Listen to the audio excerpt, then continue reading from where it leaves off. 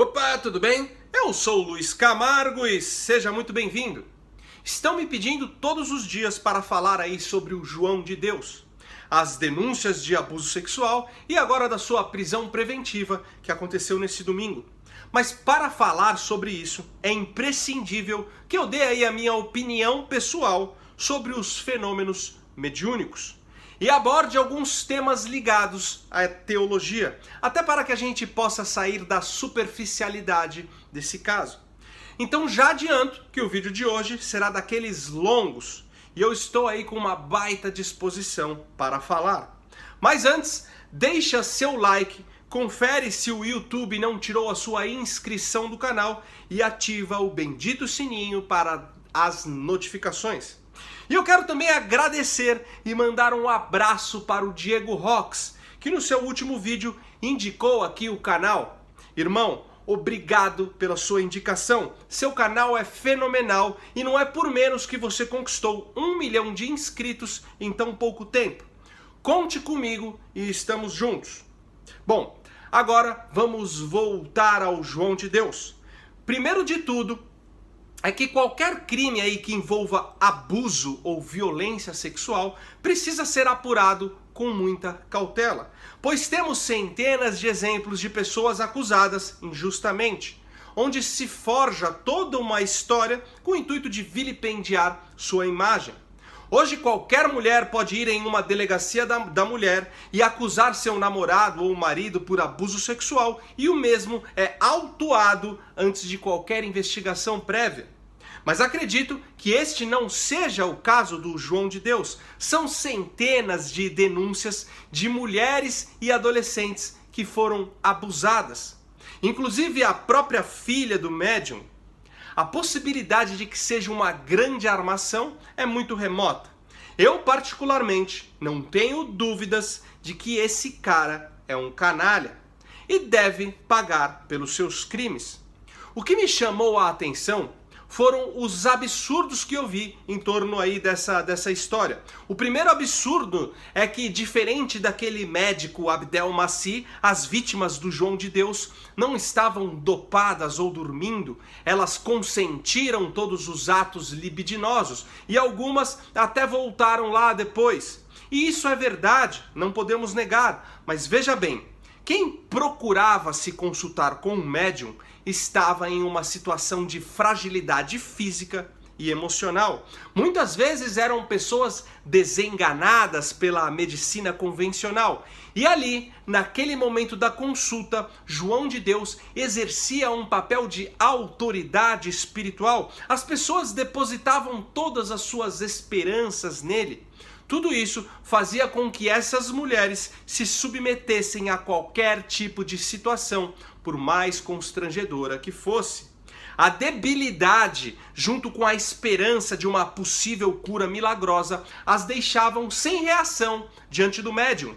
Podemos afirmar que, apesar de estarem acordadas, essas mulheres estavam aí em um estado parecido com as pacientes do Abdel Masih. Um outro absurdo são as pessoas que agora estão generalizando todos os espíritas, como se todos fossem charlatões. Isso eu não posso aceitar. Eu não sou espírita, divirjo completamente aí da doutrina kardecista, mas sem dúvida a maioria dos espíritas que conheço são pessoas tementes a Deus e totalmente comprometidas com a caridade. Pessoas que executam na prática o mandamento cristão de amor ao próximo. Mas enfim, João de Deus esse domingo foi preso preventivamente. Ele mesmo se entregou e está em uma cela comum de 16 metros quadrados em que divide com mais 3 pessoas que não apresentam perigo de agredir o médium. Pois, como todo mundo sabe, bandido não perdoa estuprador na cadeia. Caso as acusações aí fiquem plenamente comprovadas, independente das curas milagrosas que ele tenha feito, independente dele ser um personagem já do nosso folclore nacional, e independente do que ele representa para aquela região que economicamente vive às suas custas, ele deve pagar pelos seus crimes e permanecer preso, talvez até o fim da sua vida. E acredito que é exatamente isso que vai acontecer.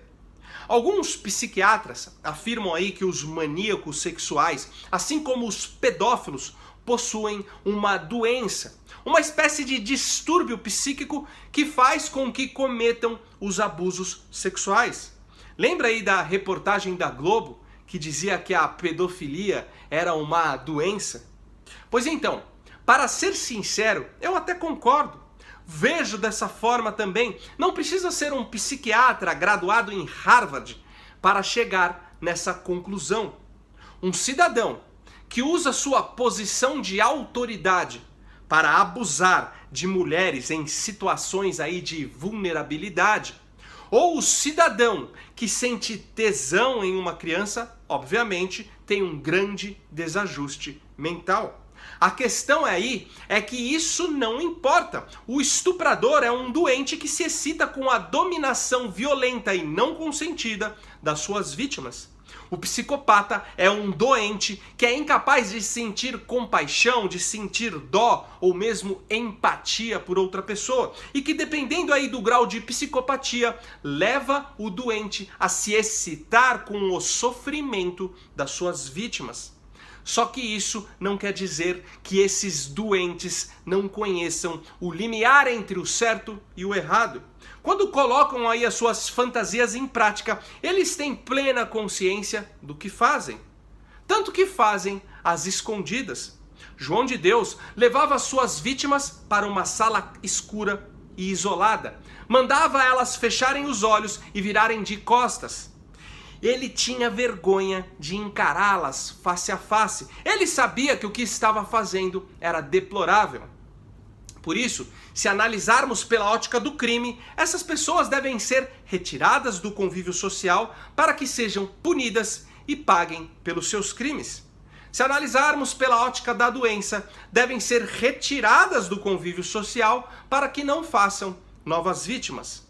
Em resumo, chamem como quiser, criminosos ou doentes, desde que permaneçam mantidos no devido lugar, a prisão.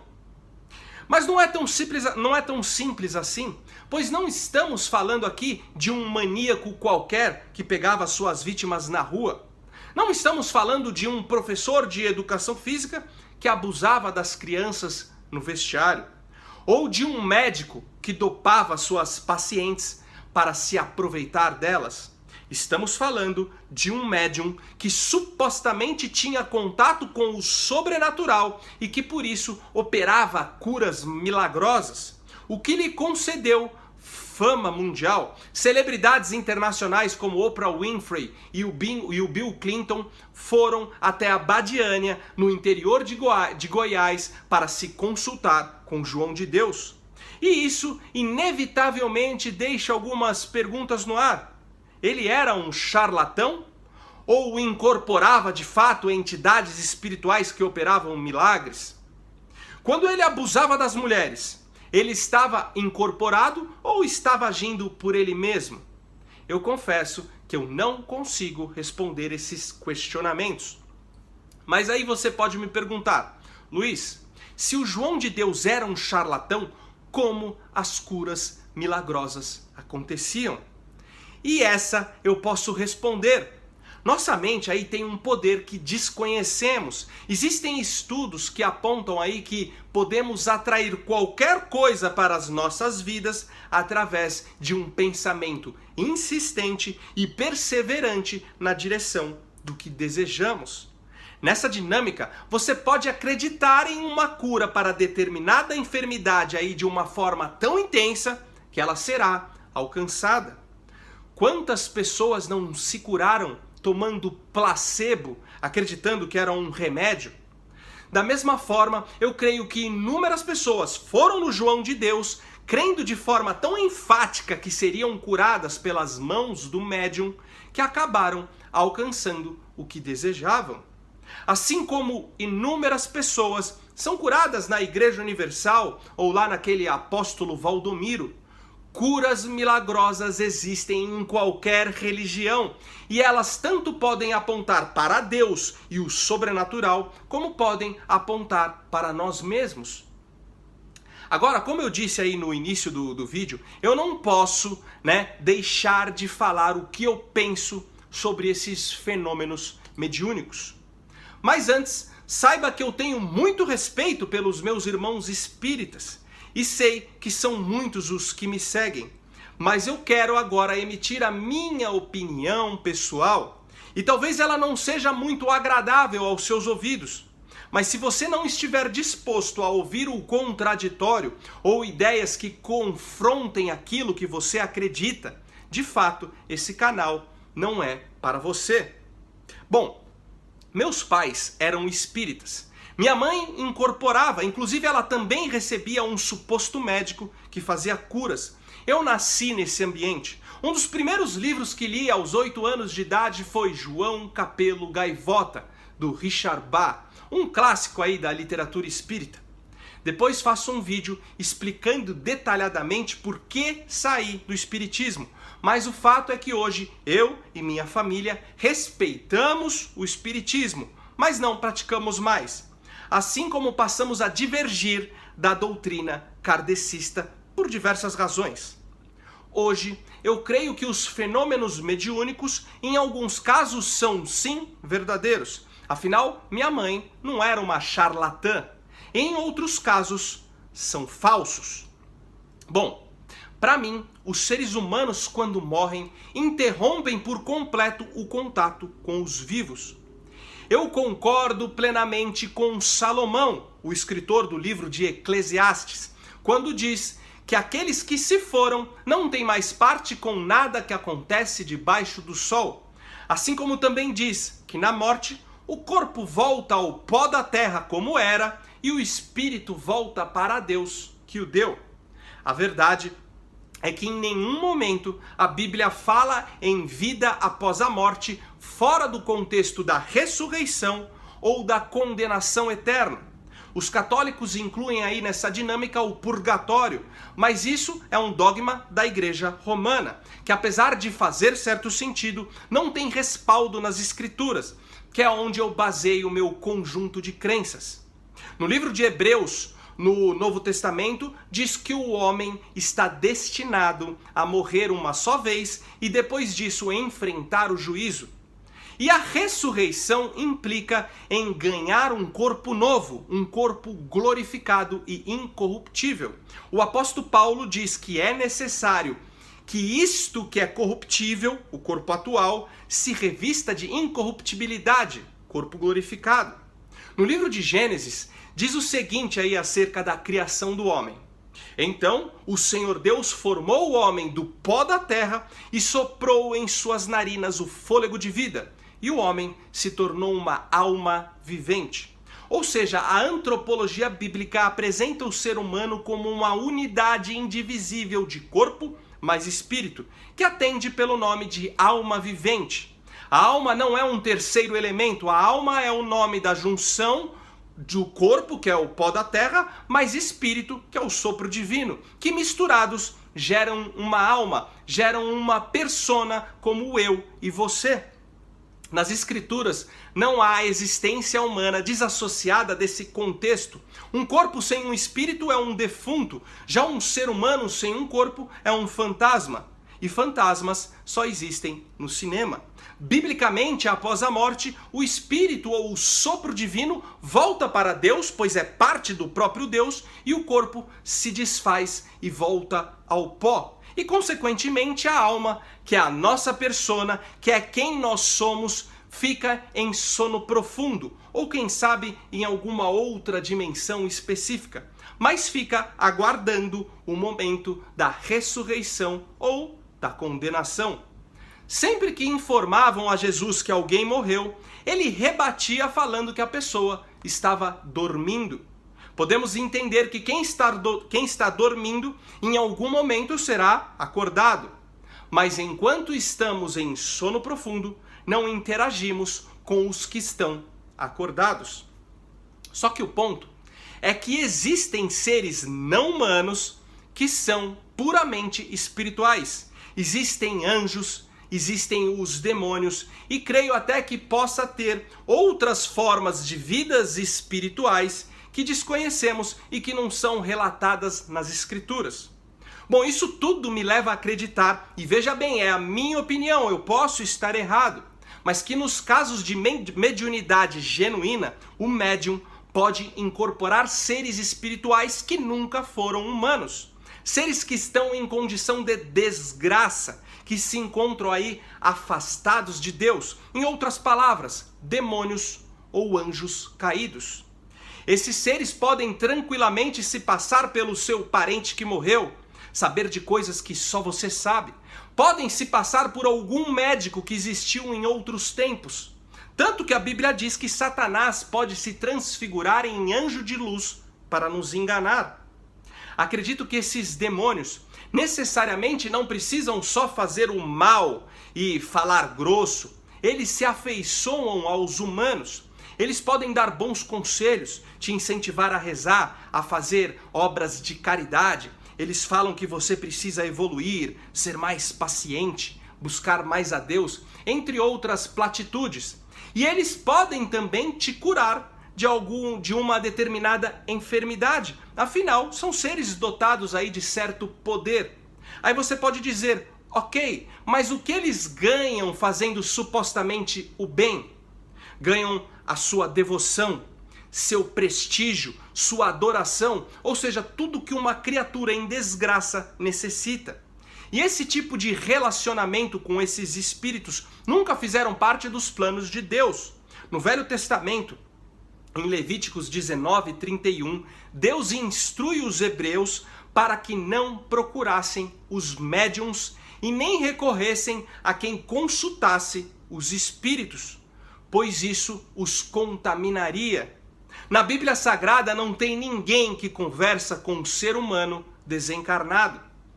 Agora, se você tem um pouco aí de conhecimento bíblico, vai citar o Monte da Transfiguração, que foi quando Jesus, na presença dos apóstolos, conversou presencialmente com Elias e Moisés. Só que não podemos esquecer que Elias não conheceu a morte, foi arrebatado em vida com seu corpo. E no caso de Moisés, existe um grande mistério acerca aí do seu falecimento. Na passagem que relata sua morte, diz que ele subiu o Monte Nebó, morreu lá no cume, e o próprio Deus que sepultou seu corpo. E ninguém jamais soube o local exato do seu túmulo. O que era aí muito importante para os hebreus daquela época, ainda mais para alguém com a importância de Moisés. Sendo assim, alguns teólogos afirmam que esse Monte Nebó que ele subiu aí antes de morrer, não é um montezinho qualquer, é uma montanha imensa, o que tornaria impossível para um velhinho de 120 anos escalá-la. E como depois dessa escalada ele não voltou mais e ninguém encontrou seu corpo, então essa subida no monte representa um arrebatamento em vida.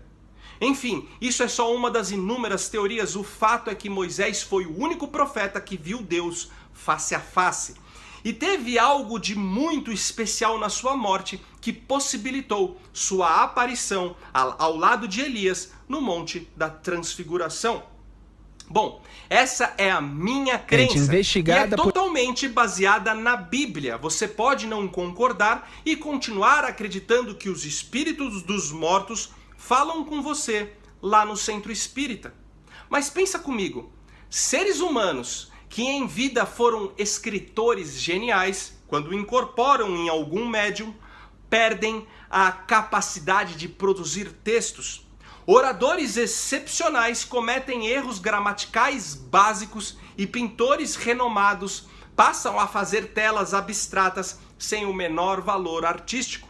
O Espiritismo nunca produziu em todos esses anos uma obra teologicamente forte que fosse superior ou mesmo comparável às que foram escritas por pessoas de carne e osso, sendo elas mesmas. Tudo que aprendemos aí com os espíritos são mensagens de livros de autoajuda que compramos em qualquer banca de jornal. ou coisas abstratas sobre buscar a luz, a evolução ou a paz mundial. E agora temos o João de Deus. Diziam que ele incorporava o espírito de Dom Inácio de Loyola, que é um santo católico que levou uma vida casta e totalmente temente a Deus. Aí eu te pergunto, como que é que esse santo permitiu que tantas mulheres fossem abusadas pelo seu médium? Ou será que era o próprio santo que cometia esses abusos?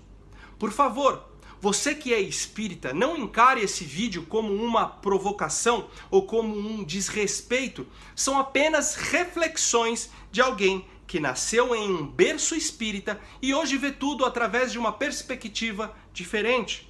Uma perspectiva que você tem todo o direito de não aceitar, mas que você também não pode simplesmente desconsiderar. Bom, pessoal, e por hoje é isso aí. Compartilhem ao máximo esse vídeo, deixe aqui o seu comentário. Se quiser pode deixar alguma pergunta que eu farei o possível aí para respondê-la. E se você acha importante o trabalho que eu venho fazendo aqui, saiba que o YouTube desmonetiza boa parte dos vídeos por considerar o conteúdo inapropriado para os anunciantes. Então, você pode me ajudar com qualquer valor a manter esse canal em plena atividade. O link do nosso Apoia-se está aqui na descrição. Me segue também no Facebook e no Instagram, @LuizCamargoVlog. Então,